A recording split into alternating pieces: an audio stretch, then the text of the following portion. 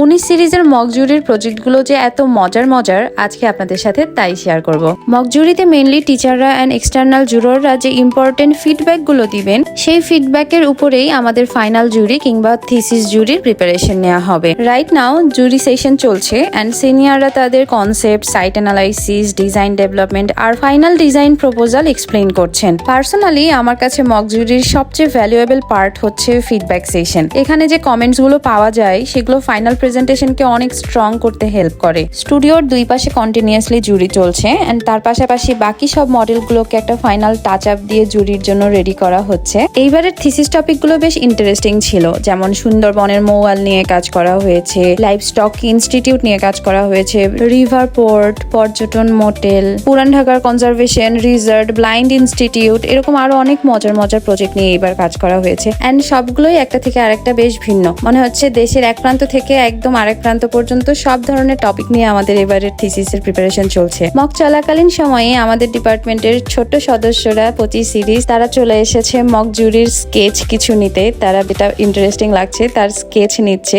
এই বিষয়গুলো আমাদের ডিপার্টমেন্টের বেশ ইন্টারেস্টিং, যেটা সিনিয়র জুনিয়র বন্ডিং বেশ স্ট্রং করতে হেল্প করে এন্ড কমিউনিকেশন স্কিল গ্রো করে। আজকে এই পর্যন্তই, বাকি সব প্রজেক্ট নিয়ে দেখা হবে আমাদের সেকেন্ড পার্টে। আল্লাহ হাফেজ।